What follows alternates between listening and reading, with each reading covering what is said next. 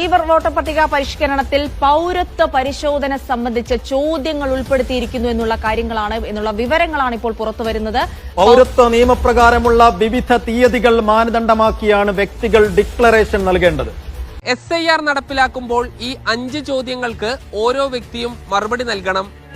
ചോദ്യം നമ്പർ 1, നിങ്ങളുടെ ജനനം 1987 ജൂലൈ 1 മുൻപാണോ? ചോദ്യം നമ്പർ 2, നിങ്ങളുടെ ജനനം 1987 ജൂലൈ 1 2004 ഡിസംബർ 2 ഇടയിലാണോ? ചോദ്യം നമ്പർ 3, നിങ്ങളുടെ ജനനം 2004 ഡിസംബർ 2 ശേഷമാണോ? ചോദ്യം നമ്പർ 4, നിങ്ങളുടെ ജനനം ഇന്ത്യക്ക് പുറത്താണോ?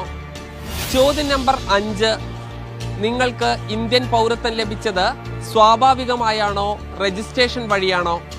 ഇന്ത്യയിലെ പൗരത്വ നിയമം അനുസരിച്ച് പൗരത്വം തെളിയിക്കാൻ രേഖകൾ സഹിതം ഉത്തരം നൽകേണ്ട ചോദ്യങ്ങളാണിവ.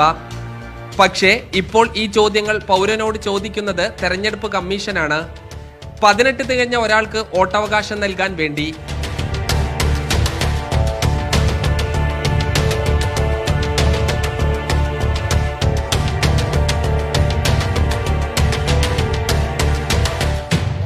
ബീഹാർ മോഡലിൽ കേരളത്തിലടക്കം രാജ്യവ്യാപകമായി നടപ്പിലാക്കുന്ന SIR അഥവാ തീവ്ര വോട്ടർ പട്ടിക പരിഷ്കരണത്തിലാണ് ഈ ചോദ്യങ്ങൾ. ഇവയ്ക്ക് മറുപടിയായി വ്യക്തികൾ പൗരത്വ പ്രഖ്യാപനം നടത്തണമെന്നാണ് SIR-ലൂടെ എന്യൂമറേഷൻ ഫോമിൽ പറഞ്ഞിരിക്കുന്നത്. പൗരത്വ ഭേദഗതി നിയമപ്രകാരം നടപ്പിലാക്കാൻ ശ്രമിച്ച NRC അഥവാ നാഷണൽ രജിസ്ട്രേഷൻ ഓഫ് സിറ്റിസൺഷിപ്പിനും വേണ്ടത് സമാന വിവരങ്ങളാണ്. 2002-ലെ വോട്ടർ പട്ടികയിൽ ഉൾപ്പെടാത്ത ആളുകൾക്ക് ആധാർ ഉൾപ്പെടെയുള്ള രേഖകൾ സമർപ്പിച്ചുകൊണ്ട് വോട്ടർമാരാകാമെന്നാണ് തെരഞ്ഞെടുപ്പ് കമ്മീഷൻ പറയുന്നത്. പിന്നീട് എന്തിനാണ് 1987 ജൂലൈ 1 മുൻപ് ജനിച്ചവരും 1 ശേഷം ജനിച്ചവരും എന്നീ രീതിയിലുള്ള കണക്കെടുപ്പ് നടത്തുന്നത്, പൗരത്വ രേഖകൾ സമർപ്പിക്കാൻ ആവശ്യപ്പെടുന്നത്?